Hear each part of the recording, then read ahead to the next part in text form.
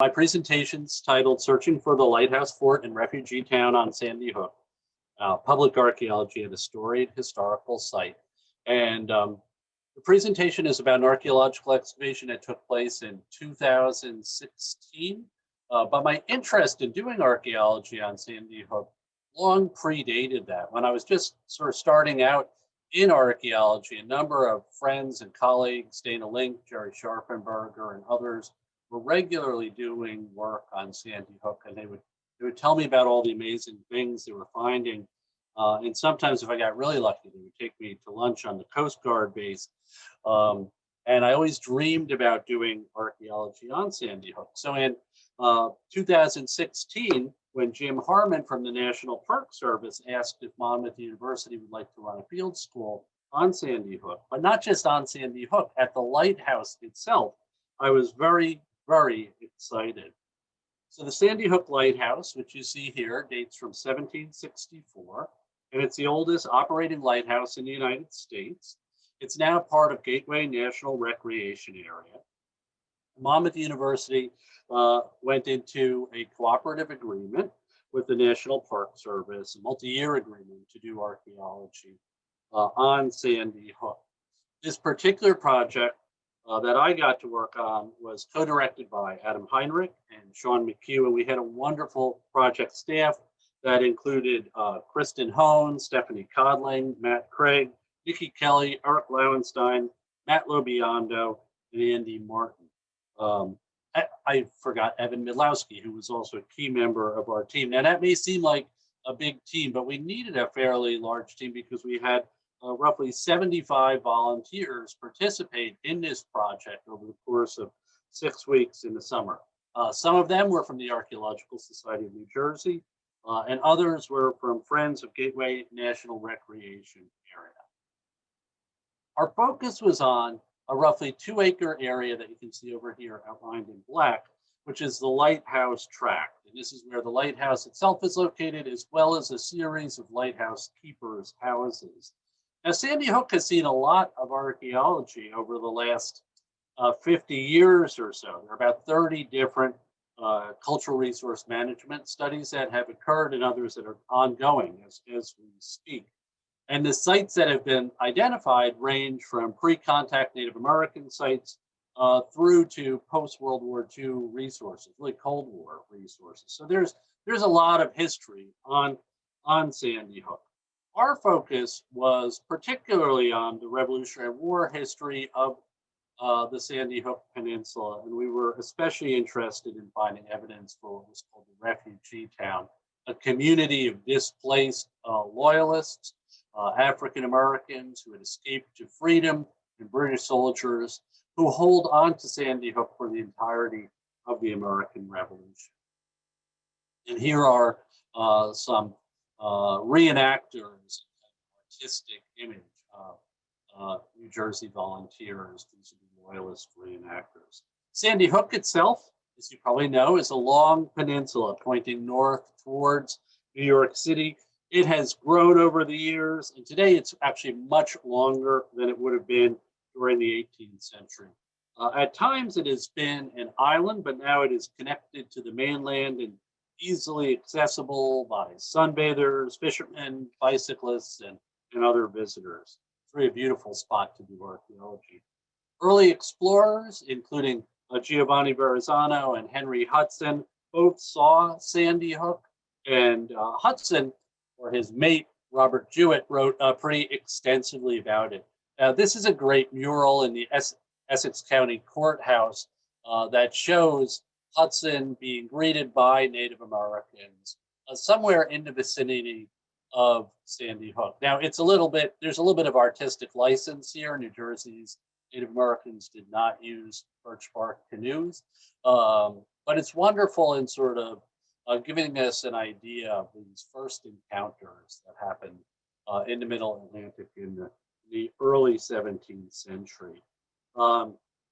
We get from Robert Jewett's diary a great quote. He says, "This day the people of the country came aboard of us," our ship presumably, "and seemed very glad of our coming, and brought green tobacco leaves, and gave us of it for knives and beads.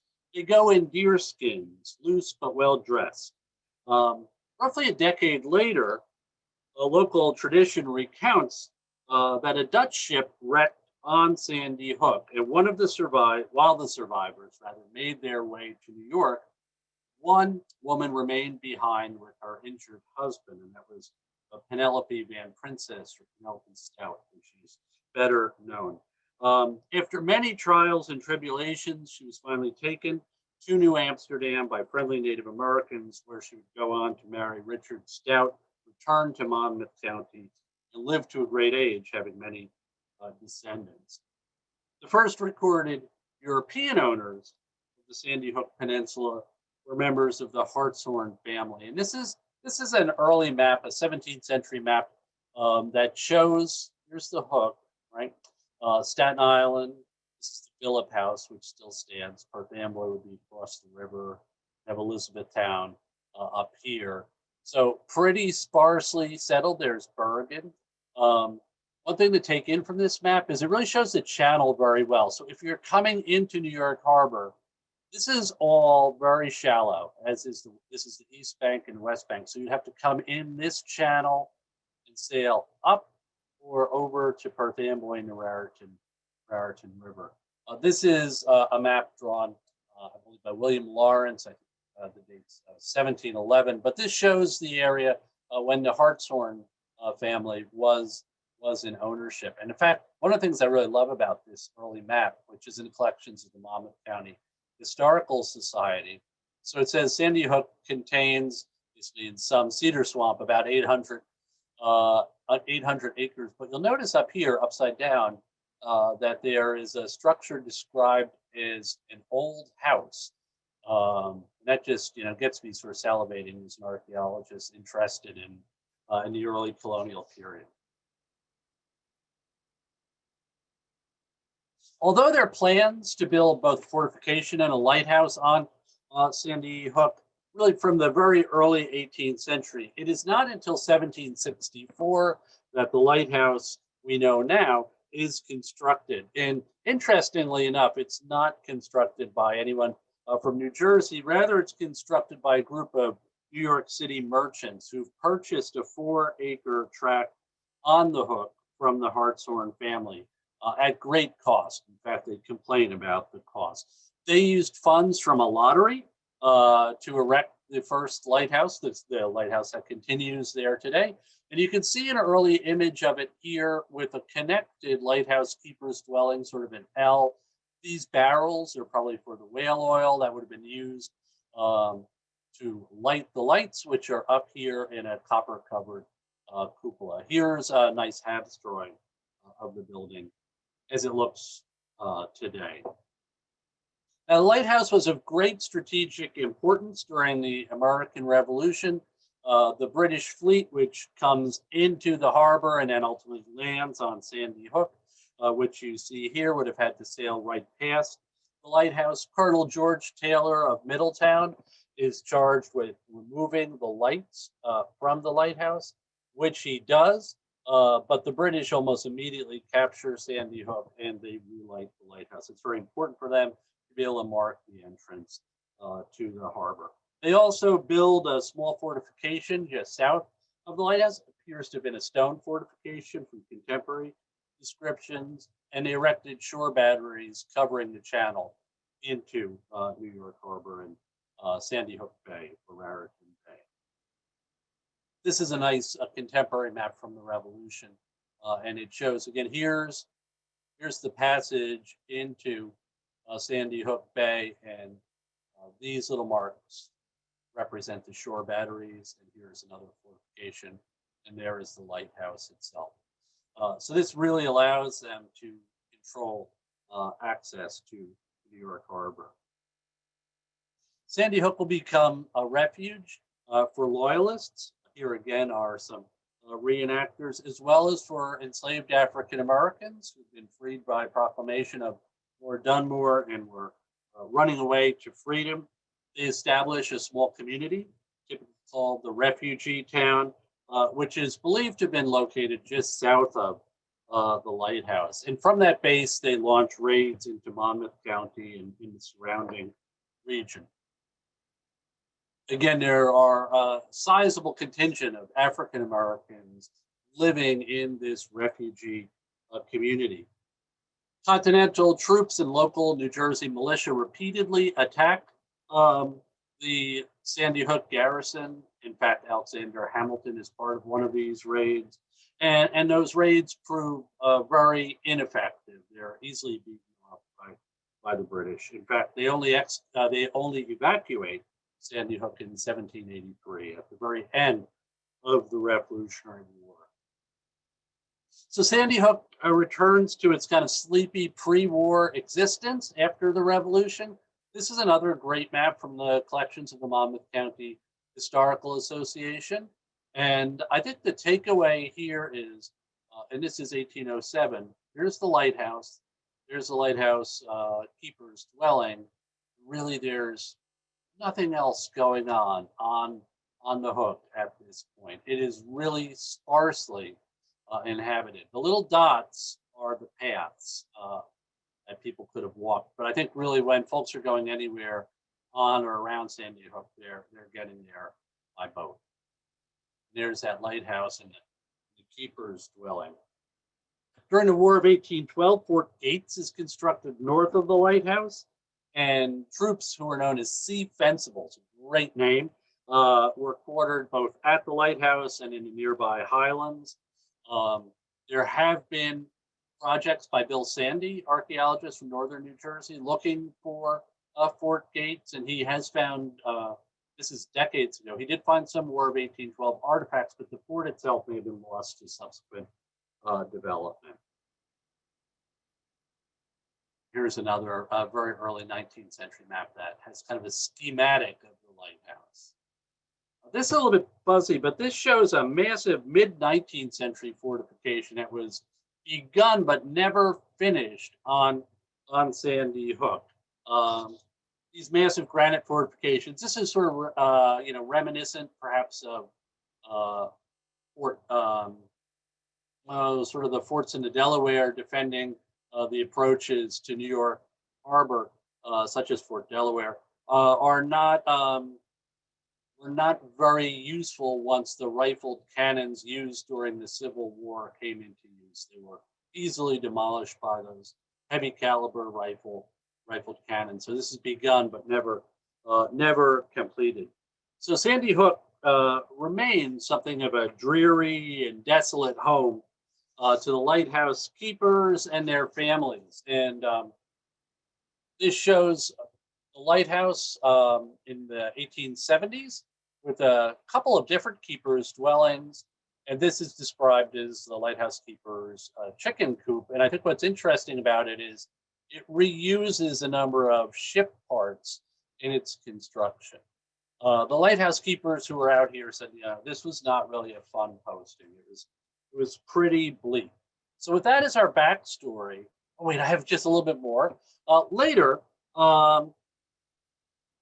Sandy Hook will become the site of the first of the U.S. life-saving services, life-saving stations. This is life-saving station number 1, which has been moved. Now you can see it at Twin Lights State Park. And in the bottom right, you see a old 19th century glass slide showing lifesavers at work, and they are shooting a line out to a ship in distress. The lighthouse looks remarkably like Sandy Hook. They may be about to launch a boat into the surf as well. Let's hope they're successful. Later still, Sandy Hook becomes the site of the United States Proving Grounds. And this is one of the pieces of ordnance that was used there. Pretty impressive. This is just after the Spanish-American War. Sandy Hook's a great place for the proving grounds because you can fire down miles of beach without hitting anything but sand.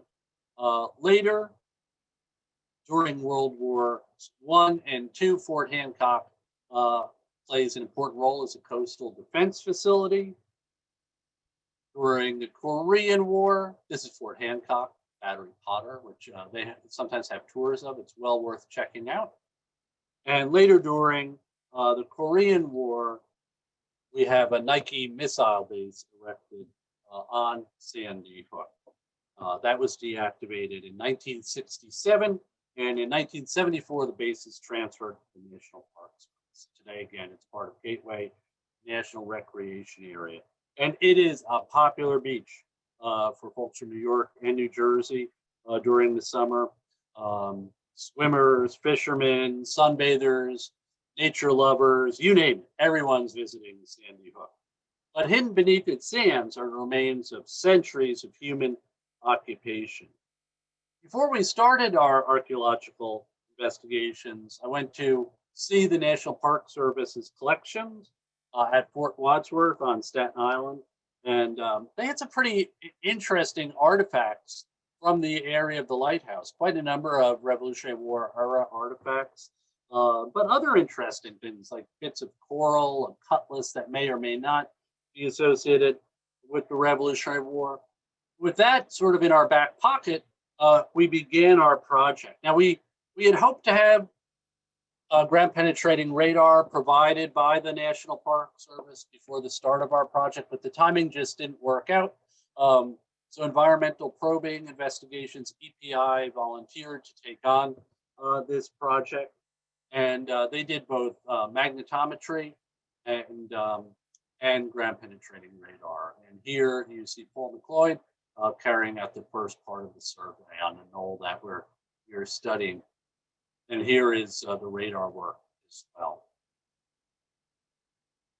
And he was able to provide us with images like this one, which in fact proved very, very helpful. The utilities on the site were not well marked before Paul did his work. So these blue lines are all water lines running in and out of the current lighthouse keeper's house or across the property here. These little purple lines, which don't seem like much of anything, all turned out to be building foundations. In this case, the lighthouse keeper's dwellings, that as well. This may be an oil storage facility for whale oil for the lights. And this, well, you'll see what this was in just a few minutes. So the results were pretty good, and we were able to ground truth them. We used some classic technology as well, such as this historic transit to lay out our grid on the site. And there is my colleague, Adam Heinrich. He looks like he's asking me what on earth I'm doing. So we laid out a nice grid to shovel test and began looking. We also thought like maybe the refugee town is up here because Dana Link, doing work right by this building, which is now like a little interpretive center, had found a lot of Revolutionary War artifacts. So we began our shovel test grid, and the soils to the north of the lighthouse were quite disturbed. Deep deposits of very late 19th and really a lot of 20th century material. And it was tough going because Sandy Hook is well known for its brambles and especially its poison ivy, which is like a special strain. And it was everywhere. We did find some interesting artifacts in the shovel tests. This is a fragment of shell. So exploded ordnance, thank goodness, rather than unexploded ordnance found north of the lighthouse in an area where it was not expected. We started finding musket balls almost immediately. So that was exciting, right? Because we're looking for evidence of the revolution. It's also unusual, I think, to find musket balls in shovel tests. I mean, much better luck finding such things using metal detector survey, but we were getting them out of shovel tests in various conditions. Some of the shovel tests had 19th century materials. We got things like fish bones. This is quite a large fish vertebra. Others had late 18th century artifacts. So again, bones and a tooth, but also some manganese glazed redware, a little bit of pearlware, and some green shell edged pearlware as we're getting closer to the lighthouse itself. More fish bones. There's a lot of evidence for fishing, some Chinese porcelain, a nice knocked glass, stemware, some more redware, right? Redware's ubiquitous on colonial and early 19th century sites. And then we started finding some earlier material. This was pretty exciting. This was in an area where Paul had identified a feature. It's a pearlware, fish bones again, tobacco pipes, and a lot of the photos, right, will have little scales just so you can visually reference these buttons, some buff-bodied slipware, fairly early glass bottle, and an enormous gun flint, possibly from something like a swivel gun. There were also, again, 20th and late 19th century deposits from when Fort Hancock was an active installation. So military bullets, wire nails, window glass, piece of rubber with a patent date from 1917. So what we're seeing is in different areas across the site. Here's again another shovel test, the sort of first half of the 19th century material. Different areas, we have different time periods represented. Again, we're most interested in those 18th century or early 19th century deposits. So based on the shovel test, we started putting in, we did 56 shovel tests, and we put in, it was 5 excavation units, 3 trenches, and another small excavation unit. This is one of our first excavation units, 81, in an area where Paul had identified what he thought might be a foundation. And it turned out we not only had a foundation, we had a corner of a building here. This is the inside of the building, that's the outside, and 2 different brick walkways. They don't really line up with each other and are pretty poor shape. Here's Andy Martin, who, he was one of the stalwarts of our operation out there excavating. He's excavated the inside as deeply as he could. Now he's excavating outside of that feature. Here it is, all cleared out. We had pretty nice stratigraphy outside with the artifacts getting earlier as we went further and further down. The inside was incredibly challenging. It was just chock-a-block full of bricks. These are probably noggin bricks, so bricks that would have been used to insulate the walls of what was essentially a wooden building. And one piece of the pathway is still preserved here. Some of the artifacts from excavation unit 1. So a nice assortment of 19th century materials, tobacco pipes, pearlware, stonewares. We had some great New Jersey stonewares. This doesn't sort of show them to their best, but we had some of those watch spring motif pieces that are famous for coming from Monmouth County and the Morgans. This was also found by what turns out to be the lighthouse keeper's house. And there's some debate as to whether it is the first or second lighthouse keeper's house. The one that stands on the site today is the 3rd lighthouse keeper's dwelling. This is what you might call a canister shot. So it's quite literally an iron canister that, like a tin can, that would have contained musket balls. When this is fired, and this was not fired, this particular example, the musket balls spread out and they're used in an anti-personnel manner, quite deadly stuff. So this is an exciting find. When Paul and his team, Bob Winsek, were out on the site, they would mark on the ground surface for us because we were really so pressed for time that they didn't initially have time to finalize all their maps, but they'd mark features. So this is the extent of the feature, right? The white spray paint, and then it's 1.5 feet down. It's like X marks the spot for us. So this is kind of fun. And this is the shovel test that had all that early material that I showed you before, including, I didn't point it out, but there was a raptor's talon in there, pretty cool stuff. So it turns out, well, it's not quite as exciting as we would have hoped. The feature is any stone out there has been brought in. So this big piece of ironstone was brought in from somewhere else, maybe displaced from a building. But we're really looking at a curb from some sort of roadway around the lighthouse. So that was a little bit of a bummer. And here we are puzzling over it, and you can see probably some familiar faces here. I think that's Every over here, and Steve Santucci and Eric Lauenstein and myself. That may be Sean McHugh. But we continued excavating past this large piece of slate. And as we're getting further and further down, the artifacts are getting earlier. And we're taking some measurements here. This proved to be a really nicely stratified deposit. It's sort of a sheetman that surrounds the lighthouse. So here we are in the mid-late 19th century, let's say 1850s to 1870s. Some of the artifacts we found. This is a very fancy shaving mug.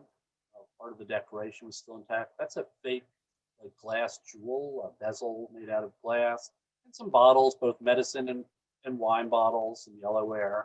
Here, a little bit deeper, the artifacts get earlier. They appear to be probably just after the revolution, but they were intriguing nevertheless. Chinese export porcelain, a knobbed whelk, I believe that's New Jersey's state shell, some creamware, green shell pearlware, the base of a large bottle, and a very nice piece, side plate from a brown bass musket. It had some markings on the back, see kind of a W over here, and then these sort of marks right across it. Maybe Roman numerals if I'm holding it backwards. Got pretty excited about this. Sent this up to some colleagues at Colonial Williamsburg, who said that these markings aren't really particularly, Eric Newman was the person who looked at it. They're not particularly diagnostic. It appears that different gun makers were using them to indicate their pieces, but a great find nevertheless. There it is again. We were also finding kind of, again, ball and canister shot, and that's very interesting because that indicates that there's probably skirmishing going on right around the lighthouse. Here's an intact brown bass reproduction with one of those side plates, showing what it would have looked like when it was in use. There was a lot of shell. This is not surprising given our location. So we had both hard shell clams and a fair bit of oyster as well. And even though this project has wrapped up, other projects have also yielded a lot of shell. And there may be some interesting work to be done here on changing conditions in Sandy Hook Bay and increasing salinity in water. There's that little faux jewel we found. This piece was really curious. You could sort of see the name Friedrich down here. It's probably the band from a pocket watch that was personalized, and the name on it actually matches up with a resident, a mayor of Brooklyn in the middle of the 19th century. But it's slightly misspelled, or at least according to the common records we were able to find, it's slightly misspelled. So we're not entirely sure what it is, but it was one of the finds we spent a lot of time speculating about and researching. Trying to trace down more of the radar signals, we came down on a foundation immediately adjacent to the current pathway that leads into the lighthouse keeper's dwelling. I don't know how they missed this structure when they were putting in this pathway, which is not particularly old. We started expanding actually this is in a slightly different location. We expanded the shovel test I just showed you into an excavation unit. We also dug an excavation unit very close to the base of the lighthouse to try and give our National Park Service colleagues some information about how the lighthouse was constructed. Was it sitting on a very deep stone foundation? Was there wooden cribbing underneath it, like you might have under, say, a blast furnace? And we did note some features, but we were unable to get deep enough to really reveal what was going on. Subsequently, this whole area was trenched, and we did some monitoring on it. We're able to recover some nice 18th century artifacts, which are now in the National Park Service collections. Back up by that shovel test I showed you a minute ago, we expanded that into an excavation unit. And again, we have a wall of the lighthouse keeper's house. The corner, look at how close it is to this concrete walkway. And then this extension off it appears to be from a porch that would have graced the front of the building. Here again, we've excavated a little bit deeper, both inside and outside, trying to better define it. So now we have two corners of one of the lighthouse keeper's dwellings. And one of my favorite types of artifacts, I know it's so odd, but I love these yellow Dutch bricks, sometimes called clinker bricks. They show up on 17th and 18th century sites in Manhattan and down in Maryland and Virginia and a little bit in Delaware, and at some scattered sites here in New Jersey, often with a pinkish sort of mortar on them. We found some of these associated with that lighthouse keeper's dwelling, which is odd because they're really sort of odd early artifacts. And it makes us wonder if there might have been an earlier structure there, or if they're buying essentially used bricks and other materials, maybe from New York City suppliers, as they're putting up the lighthouse in the 1760s. Another shovel test came down on yet another corner of the structure. So we're getting pretty good here in terms of getting the dimensions of the building. Here we have excavated that. Kristen Norbit, now Kristen Hone, did a lot of this work, a challenging excavation unit to dig. You can see all the stone that was in it, and a big iron plate, as I recall, down at the bottom of it, maybe a stove plate. This was our sixth unit, and this was the one that the National Park Service asked us to dig, essentially very close to the base of the lighthouse. In great stratigraphy here, this appears to be a repair episode on the lighthouse, maybe right after the Revolution, a ton of plaster in it. And just below this, we had late 18th century material, and then a large pit feature here.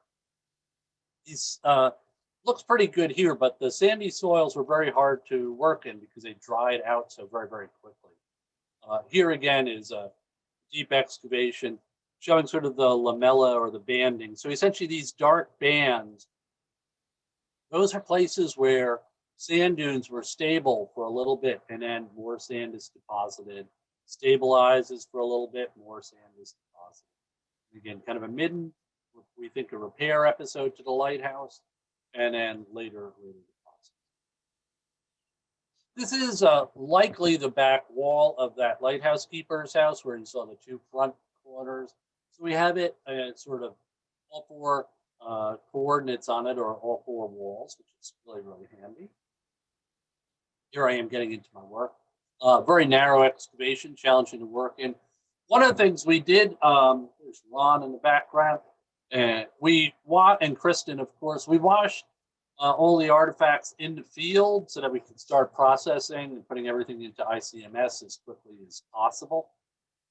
The artifact collection ended up being about 5,000 artifacts, so pretty rich assemblage.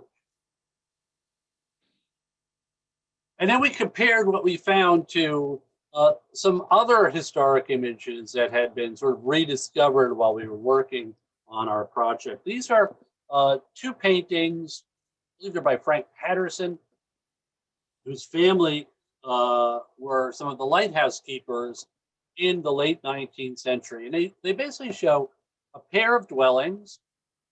This one appears to be brick. That one appears to be stone with frame extensions and kind of a brick L going back to the lighthouse. Here the buildings are whitewashed. Here they aren't. The image on our left is in the collections of the Monmouth County Historical Association, while that on the right is in the collections of the National Park Service. Both 1870s. And ultimately, we think that we are seeing these two buildings. So this is the smaller building with the porch, and we think we even had the porch supports. And this is the larger stone building that you saw the back wall of. The thing that's curious is we have very early deposits right around these structures, but they don't look very much like that 1760s image of the lighthouse keeper's house. And it led us to wonder if, in fact, that early image is more speculative than real. And instead, we're seeing two different generations of lighthouse keepers' houses here. Whether stone comes first or brick is not clear. And here is that infamous chicken coop that we saw earlier. So to wrap it all up, we found some wonderful artifact deposits on Sandy Hook that really speak to the lives of the lighthouse keepers and their families. These were individuals who often complained about their location. They were, close enough to see New York City, but far enough away that it was a challenge to get supplied there. We also see how they're constantly using shellfish and fishing to supplement their diets. So, writing in the 1890s, a journalist described Sandy Hook as a wasteland of dunes bristling with the bones of lost ships and dead men. He called it a God-forsaken strand. So we found the situation much more pleasant, right? Archaeologically, this is a fantastic site with a lot of potential. We were able to contribute to our understanding of it by putting those two lighthouse keepers' dwellings on the map. What we weren't able to get clarity on is really the Revolutionary War occupation. There are Revolutionary War artifacts across the site, but we did not have kind of distinct, say, huts or the fortifications built by the refugees. So that is a mystery that deserves more archaeological investigation. One of the other things that was great about this project, and I think this photo exemplifies it, is that public interest in the project and participation in it was off the charts, thanks to the help of the ASNJ, the National Park Service, Monmouth University, the Sierra Club, Monmouth County Park System, all of which supplied personnel to help out. And several of the National Park Service personnel came out and worked with us as well, which was a real treat. So our archaeological excavations at Sandy Hook showed that Sandy Hook was much more than a wasteland of dunes and the bones of dead men.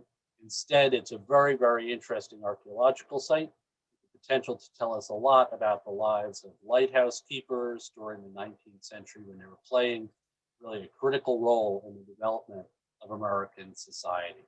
So thank you so much for your attention this evening.